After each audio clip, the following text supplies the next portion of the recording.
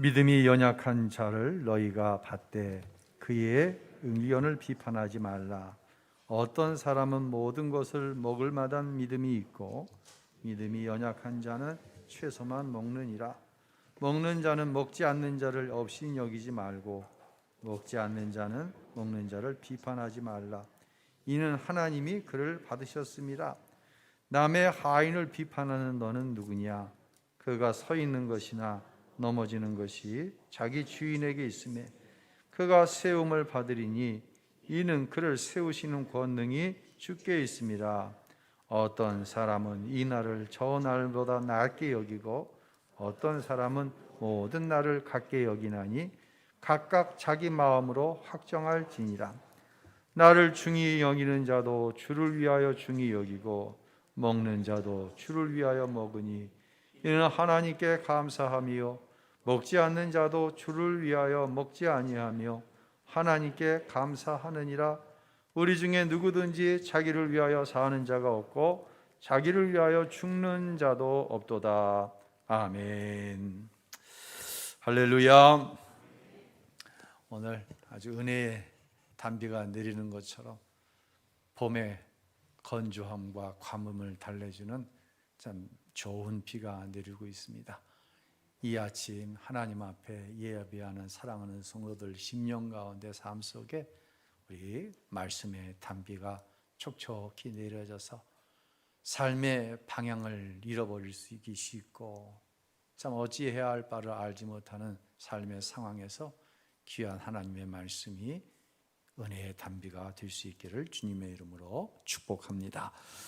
로마서는 복음의 핵심이라고 말할 수 있는 내용들이 집약되어 있어요.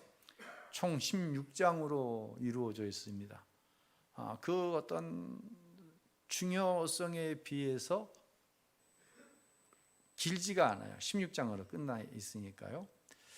그런데 오늘 우리가 읽은 이 14장 1절부터 15장 13절이라고 하는 큰 분량 속에서 동일한 주제를 하나님께서는 로마 교회에게 우리 교회 안에 여러분 안에 주시길 원하시는 거예요.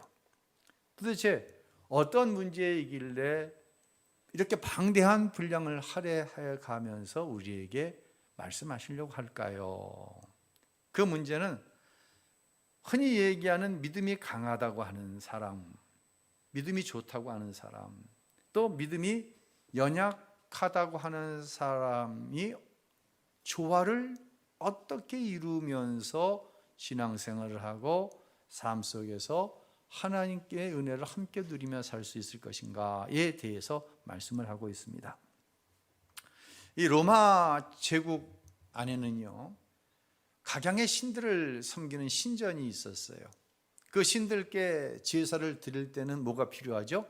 제물이 필요하죠. 제물을 끌고 가갖고는 제사가 끝나면 그 고기가 어디로 자연스럽게 흘러나가냐면 시장으로 흘러나가는 거예요. 그래서 이 고기가 우상에게 드려졌던 제물인지 아닌지를 구별할 수가 없어요.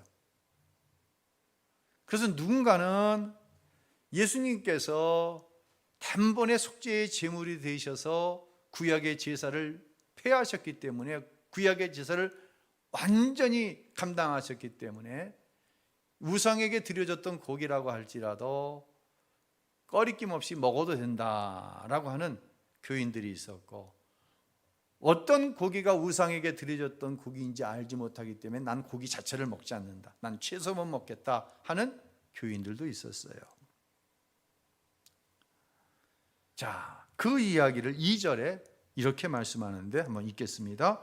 어떤 사람은 모든 것을 먹을 만한 믿음이 있고 믿음이 연약한 자는 채소만 먹느니라.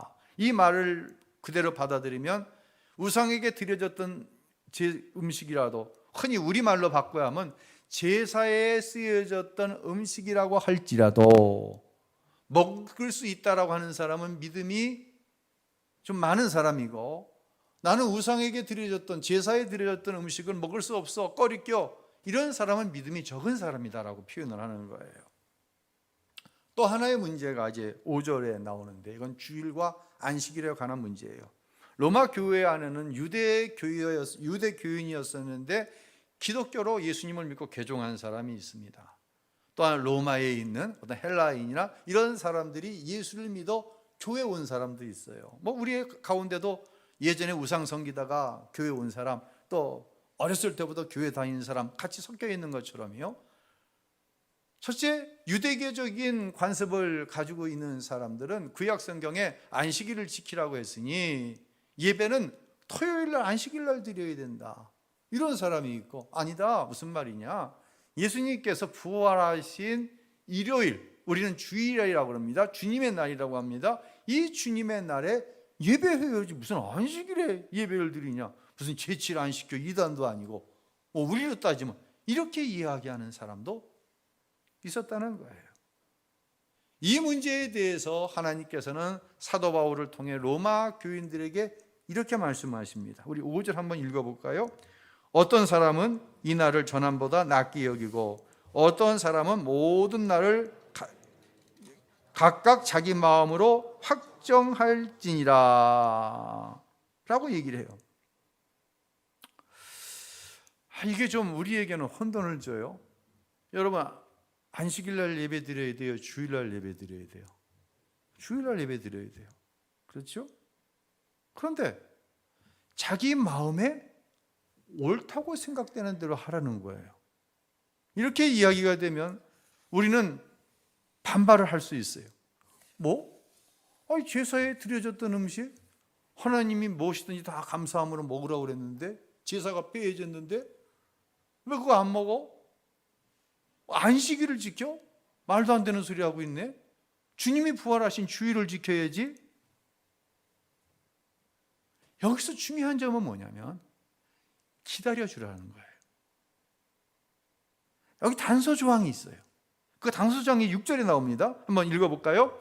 나를 중히 여기는 자도 주를 위하여 중히 여기고 먹는 자도 주를 위하여 먹으니 이는 하나님께 감사함이요 먹지 않는 자도 주를 위하여 먹지 아니하며 하나님께 감사하느니라. 자, 여기서 중요한 단어는 뭐냐면 주일날 예배 드리는 사람도 내 고집이 아닌 이것이 주님이 원하시는 것이라고 생각하기 때문에 주일날 예배 드리자는 거고, 토요일날 안식일이기 때문에 성경에 그렇게 나와 있으니 안식일을 지켜야 되고 한다고 하는 사람도 자기 고집이 아니라 이것이 하나님께서 옳다 하신 것이기 때문에 그렇게 한다고 한다면 둘 다를 어떻게 해줘라? 인정해주고, 믿음이 있는 사람은 믿음이 적어서 고기를 먹지 않고 토요일을 안식일로 지켜야 된다는 사람을 어떻게 해주라?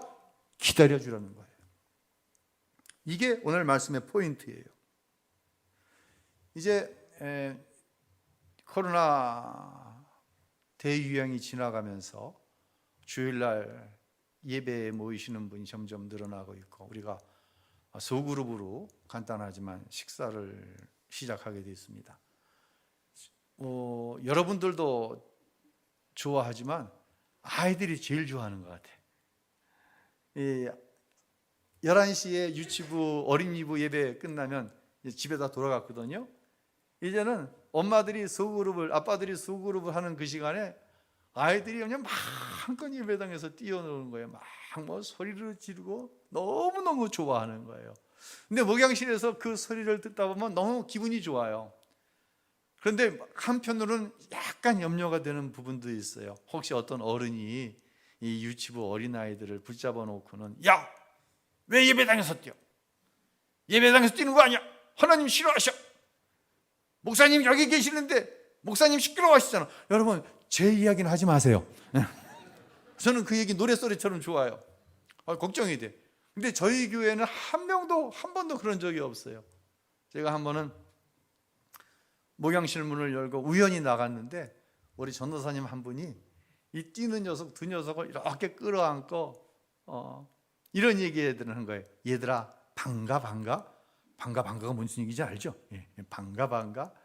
근데 막 이렇게 뛰어다니면 너희 저대로 잘못하면 넘어져서 다치면 안 되겠지? 그러니까 좀 이렇게 천천히 걸어다녀. 그리고 막 소리 지르는 거 좋은데 너무 큰 소리 하고 조금만 줄여볼까? 이러고 있는 거예요. 우리 전도사님들 참 훌륭해. 예. 여러분 동의를 안 하시는 건지. 참 훌륭하죠. 유치부만 돼도, 어린이부 아니야, 유치부만 돼도 교회에서 뛰면 안 된다는 거 알아요, 몰라요? 알아요. 몰라서 뛰는 게 아니에요.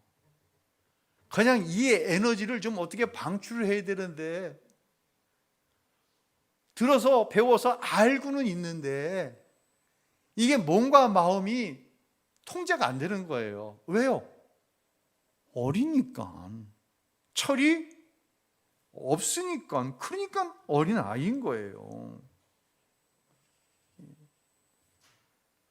기다려주면은요, 언제부턴가 뛰라도 안 뜁니다. 제가 목회를 하는 곳마다 이제 갓 걷기 시작해서 이제 걷는 재미가 들린 아이들 가운데는 꼭 예배 시간에 아장아장 걸어서 이 강단으로 올라오려고 하는 애들이 있어. 우신교회도 있었어요.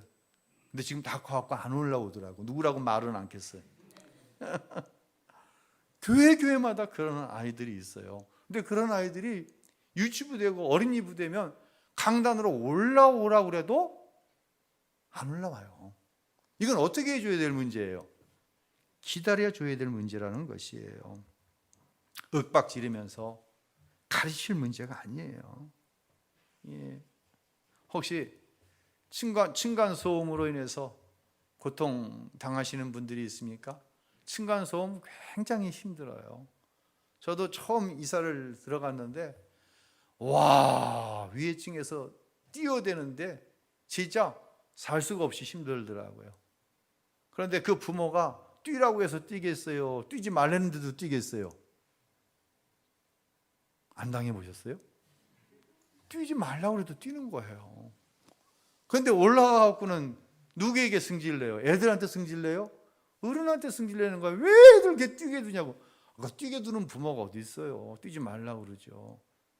여러분, 그럴 때는 이렇게 기도하세요. 하나님, 저 윗집 돈 많이 벌어갖고 더 넓은 평수로 이사 갈 수 있게 도와주세요. 꼭 기도하시길 바랍니다. 아멘 하시는 분들은 복이 있을지어다. 왜냐하면 실질적으로 제가 그렇게 기도했어요. 예전에 우리 김재용 집사님이 우리 집 옆에 아파트 살거든요. 김재용 집사님이 제가 그 문제를 얘기했더니, 목사님, 저도 이사 와서 그것 때문에 굉장히 힘들었는데 기도했더니 하나님이 이사 가게 해주셨어요 그러더라고. 그래갖고 집사가 저렇게 믿음이 있는데 목사가 믿음이 없네. 나도 기도했어요. 근데 어느 날부터 안 뛰어. 알고 보니까 어느 날 말도 없이 사르르 이사가 버렸어. 아멘 좀 해보세요. 어떻게 해야 돼요? 기다려야 돼요. 이런 삶의 문제가 우리 가운데는 얼마든지 있어요. 이것은 자녀의 문제도 마찬가지예요. 때로는 부모의 속이 정말 터질 때가 있어요. 제가 알아요. 예. 여러분 속 터져 하는데 제가 여러분에게 잔소리 합니까? 누가 돼갖고 뭐 애들이 어쩌고 그런 얘기 안 합니다. 왜? 그 아이들이 몰라서요? 아니에요. 어른보다 더 잘 알아요. 부모보다 더 잘 알아요. 그래서 못하는 게 아니에요. 첫째는 맞아요. 가르쳐야 돼요. 그러면 안 된다고 가르쳐야 돼요. 이렇게 해야 된다고 가르쳐야 돼요. 그러나 함께 할 것이 있어요. 그건 기도하면서 기다려주는 거예요. 깨달을 수 있기를 바랍니다. 예. 자, 이제 그러면 로마 교회의 진짜 문제는 뭔가? 고기를 먹느냐 안 먹느냐의 문제일까? 예배를 주일날 안식일날 드리는 문제일까? 그게 아니에요. 사도 바울이 하고자 하는, 로마 교회에 하고자 하는 진짜 얘기는 3절에 나와 있어요. 함께 읽겠습니다. 먹는 자는 먹지 않는 자를 업신 여기지 말고 먹지 않는 자는 먹는 자를 비판하지 말라. 아멘. 믿음이 있어 제사에 드려졌던 고기를 먹는 사람은 믿음이 적어서 먹지 않는 사람을 어떻게 하지 말아라? 업신 여기지 말라는 거예요. 반대로 믿음이 적어서 먹지 않는 사람은 먹는 사람을 뭐 하지 말아라? 비판하지 말라는 거예요. 그 이유는 믿음이 적은 사람도 하나님의 것이고 믿음이 큰 사람도 하나님의 것이야. 하나님이 주인이셔. 내가 주인이 아니에요. 하나님이 주인인데 왜 네가 있다 없다를 판단하고 없이 여기고 비판하냐는 얘기예요. 여러분 한번 생각해 보세요. 이 문제가 14장 1절부터 15장 13절에 이르는 방대한 분량에 이르기까지 이게 적어놓을 이야기냐고. 제가 이거 15장 13절까지 한 달은 설교해야 될 것 같아요. 사실 저 고민이 많고 피곤함이 많아요. 이거 좀 자극적으로 이야기하면은요, 여러분 정말 부딪히는 사람들이 있어요. 예배 나오기 싫어할 사람들도 있어요. 그런데 이게 로마 교회 안에 정말 커다란 문제였던 거예요. 여기서 업신여기다. 믿음이 있는 사람은 믿음이 없는 사람을 업신여기지 말라고 그랬는데 업신여기다를 사전적으로 찾아보니까 교만한 마음으로 상대방을 낮춰보거나 하찮게 여기는 것. 즉 다른 말로 상대방을 우습게 여기는 것. 믿음이 있다 하는 사람들이 믿음이 적은 사람들 우습게 여기지 마세요. 몰라서 안 하는 게 아니에요. 미국에서 있었던 일이에요. 실제로 교회 안에 이제 와인 판매 사업을 하시는 집사님이 있었어요. 어느 날 아주 마음에 상처가 되는 이야기를 듣게 됩니다. 사람들이 모여서 무슨 집사가 술 장사를 해? 와인을 팔고 그래? 뭐 이런 얘기가 돌고 돌아서 본인한테 들어온 거예요. 너무 집사님이 고통스러우니까 목사님께 상담을 요청했습니다. 그럼 목사님께 이렇게 묻는 거예요. 목사님, 저는 오래 신앙생활 했지만 미국에 이민 와갖고 참 이 교회에서 목사님의 설교를 은혜 많이 받고 또 이 교회에서 이제 정착을 하며 여기까지 왔습니다. 근데 교인들이 저한테 술 장사한다고, 주류 판매한다고, 무슨 집사가 그러냐고 수근덕거리는데 너무 고통스럽습니다. 목사님, 제가 교회를 떠나는 게 맞을까요? 라고 물었어요. 목사님이 순간적으로 고민이 됐어요. 왜냐하면 집사님을 위로하겠다고, 집사님 그냥 주류 판매해도 괜찮아요 라고 얘기하면 나가서 목사님이 술 팔아도 된다고 그랬어, 이 얘기하면 교인들이 뭐라고 그러겠어요? 무슨 목사님이 그렇게 가르쳐? 그럴 거 아니에요. 또 반대로 집사님 술 팔지 마세요, 하나님 싫어하십니다. 그럼 집사님이 뭐라고 그랬어요? 아이고, 나에게 상처를 줬던 신자들이나 목사님이나 다를 게 아무것도 없네, 이럴 거 아니에요. 뭐라고 해야 돼 이럴 때는? 여러분 제발 저한테 그런 문제 가지고 오지 마세요. 저도 시험에 들어. 목사님이 집사님을 위해서 집사님 기도합시다, 간절히 기도해 드렸다는 거예요. 집사님은 그러고 지금 나갔어요. 그로부터 한 1, 2년이 지나갔더니 소식이 들려오는데 그 집사님이 와인 판매업을 그만두셨다라는 소식이 들려왔어요. 어떻게 하면 되는 거예요? 시간이 지나가서 집사님에게 믿음이 어떻게 자라나면 자연스럽게 해결될 수 있는 문제인 거예요. 사랑하는 성도 여러분, 기다려줘야 됩니다. 지난주 금요 심야 부흥회 때 오래 참음을 얘기했어요. 갈라디아서 5장 22절 사랑, 실학, 화평, 다음에 오래 참음이 있다. 그래서 성령께서 주시는 은사 가운데는 절제라고 하는 은사가 있는 거예요. 이 절제를 영어로 찾아봤더니 셀프 컨트롤이라고 나옵니다. 셀프 컨트롤은 뭐예요? 컨트롤, 제어하는데 스스로 제어해야 된다는 거예요. 스스로 하고 싶은 말이 있어요. 제어해야 된다는 거예요. 근데 내 성정을 가지고, 내 기질을 가지고 제어가 안 돼. 그러니 하나님께서 성령의 은사를 통해, 성령의 열매를 통해 그 말들을 제어할 수 있는 은사를 주신다는 거예요. 내 노력, 내 의지로 하는 것이 아니라 내 안에 성령께서 주시는 절제, 스스로를 컨트롤할 수 있는 은혜가 임해야 돼요. 그때에 기다려줄 수 있는 거예요. 그래서 성령의 열매 가운데는 오래 참음이 있고 절제가 있는 것이에요. 여러분, 가르치려고 하지 마세요. 누군가에게 습관적으로 가르치는 거, 이거 깊숙이 들여다보면 율법주의일 수 있고 이거 교만일 수 있어요. 잘 생각하세요. 몰라서 안 하는 게 아니라니까요.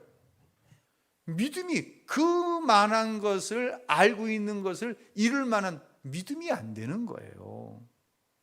하나님께서 나를 얼마나 오래 참아주셨습니까?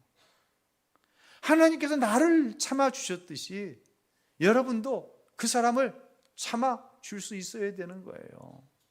믿음이 적어서 그런 거예요. 하나님께서 그 믿음을 여러분처럼 잘하게 하실 줄로 믿으시기를 바랍니다. 우리나라 이제 기독교 역사를 이야기할 때 그 시점을 여러 가지로 이야기하는데요. 1885년 언더우드와 아펜셀러 선교사님께서 제물포 항구를 통해 들어와 선교를 시작하는 것을 가지고 이제 대한민국 개신교의 역사의 어떤 출발이라고 따졌을 때 대한민국 개신교 역사는 한 140년 정도가 됩니다. 30년을 한 대로 따지면 약 4대 정도가 흐르는 거예요. 그러나 4대가 신앙생활하는 가정은 많지 않아요. 그냥 3대 정도가 이렇게 같이 신앙생활합니다. 그래서 50대 이하로는 모태신앙인 사람들이 꽤 많아요. 제가 지난 주간에 대전에서 우리 교단의 원로 장로님들 또 교단 총무를 지낸 목사님들 몇 분 이렇게 만나는 1년에 한 번씩 만나는 모임이 있었는데 코로나 때문에 오래 모이지 못하다가 지난 월, 화 이틀 동안 모임을 가졌어요. 저 충청도에서 오랫동안 교회를 섬기시던 원로 장로님 그런 말씀을 하시더라고요. 교회가 평화로워야 됩니다. 이런 얘기를 하시더라고요.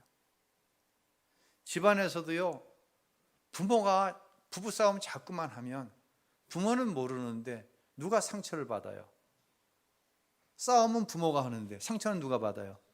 자녀들이 받는 거예요.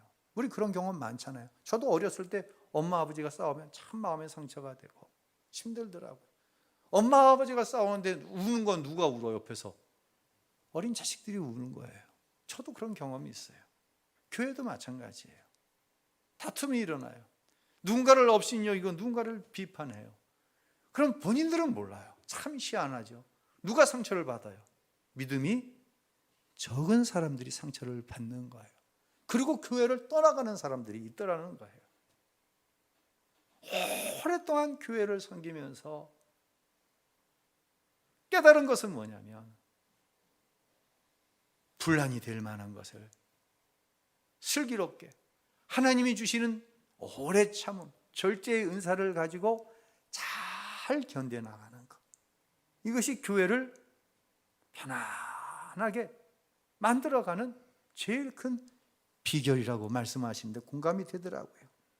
여러분, 이 예수님을 위해서 온갖 박해를 감당한 교회가 로마 교회였어요. 로마 교회는 황제 숭배 사상이 신앙이에요. 황제를 숨기는 게 제일 큰 신앙이에요. 그런데 예수를 믿는다? 우리가 십계나 커바디스 이런 영화를 보면 중류층이나 아니면 상류층에 있는 호민관이 어느 날 어떤 기회를 통해서 예수님을 영접했어요. 그럼 모든 걸 다 어떻게? 다 잃어버리는 거예요. 뭐 하는 다는 이유로? 신앙생활 한다는 이유로. 그 정도로 어렵게 신앙생활을 한 거예요. 그래서 오늘 본문에 보니까 이런 표현이 있어요. 7절로 8절 우리 읽어보겠습니다. 우리 중에 누구든지 자기를 위하여 사는 자가 없고 자기를 위하여 죽는 자도 없도다. 우리가 살아도 주를 위하여 살고 죽어도 주를 위하여 죽나니 그러므로 사나 죽으나 우리가 주의 것이로다. 그대로 놔둬보세요. 저와 여러분은 나를 자신을 위해 사는 것 아니에요. 우리는 고백합니다. 살아도 누구를 위해 살아요? 죽어도 누구를 위해 죽어요? 다시 한번 물어볼게요. 여러분은 누구의 것이에요? 사나 죽으나 우리는 주님의 것이라고 고백을 해요. 그런데 이게 어울리질 않는 거예요. 내 신앙은 사나 죽으나 주를 위하는데 누군가를 업신여긴다? 여러분, 이게 어울려요? 누구 신앙이 좋아. 근데 한 분 막 비판해. 여러분, 이게 어울려요? 그럼 어떻게 생각하세요? 이게 어울립니까? 전혀 어울리지 않는 거예요, 지금. 사도 바울은 주일 문제? 그래, 양보해. 먹는 문제? 그래, 양보해. 그렇게 믿음이 좋다 그러면서 너희들 왜 업신 여겨? 너희들 왜 비판해? 당신들 살아도 주를 위해 살고 죽어도 주를 위해 죽는 믿음으로 그렇게 환난, 핍박, 불이익을 당하면서 교회 다니잖아. 그러면서까지 교회 다니면서 왜 업신 여기고 왜 비판해? 이게 도대체 맞아? 이 이야기를 하는 거예요, 지금.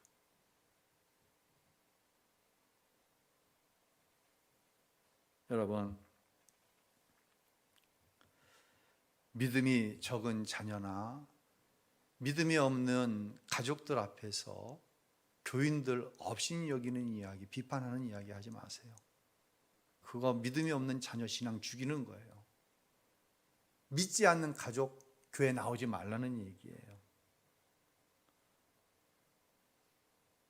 그러면서 주일날 야 교회 가자. 그럼 뭐라 그러겠어요? 그런 놈의 교회 너나 나가라. 엄마, 그런 교회 왜 나한테 나가라고 그래? 업신 여기고 비판하고 그런 사람들 모여있는 교회를 왜 내가 나가야 돼? 이 이야기를 하고 있는 거예요, 지금. 하나님의 영광을 가리지 말라는 얘기예요. 부모가 꼼짝을 못하는 거예요. 어떻게 해야 될까요? 내 이 생각 속에 뭘 좀 강력하게 집어넣어야 될까요? 어느 가정에서 이제 가정 예배를 드리는데 저녁이면 초등학교 저학년에 다니는 형제가 있어요. 형제를 둔 가정이에요. 어느 날부터 가정 예배를 드릴 때마다 이 아이들이 이 서로 막 눈치를 주고 막 그래요. 왜 그런가 봤더니 최근에 새 찬송가를 한 권 샀거든요. 근데 나머지 찬송가는 좀 낡은 거야. 그러다 보니 이 형제가 서로 새 찬송가를 가지고 예배를 드리고 싶어 해. 그걸 가지고 서로 막 불편하게 만드는 거예요. 그래서 엄마가 아이들에게 이런 질문을 했어요. 얘들아, 선물을 주는 사람, 선물을 받는 사람이 있는데 하나님은 선물을 주는 사람을 기뻐하실까? 받는 사람을 기뻐하실까? 여러분이라면 뭐라고 대답하시겠어요? 다시 얘기해요? 네. 뭐라고 대답하시겠어요? 주는 사람이 하나님이 기뻐하시겠다라고 얘기를 할 거 아니에요. 근데 이 둘째 녀석이 아주 민첩해 돌아가는 게 딱 엄마가 무슨 얘기하는지를 알고는 새 찬송가를 형에게 내어 미는 거예요. 형 가져 그러고.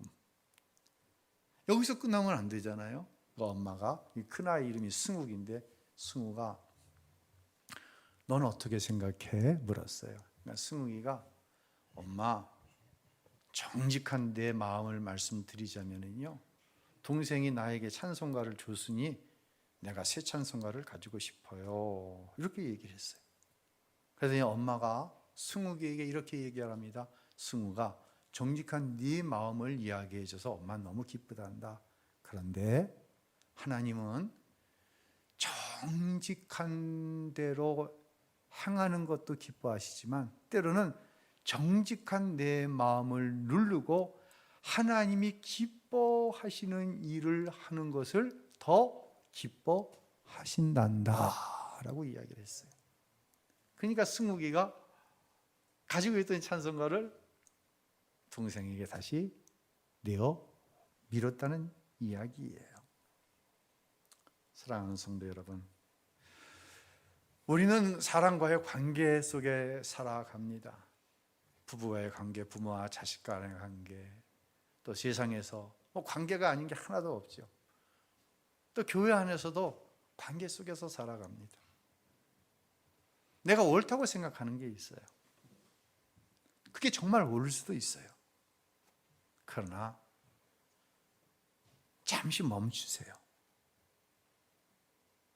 잠시 멈추고 내가 하려는 말과 행동이 하나님을 기쁘시게 하는 것인가를 생각해 보세요.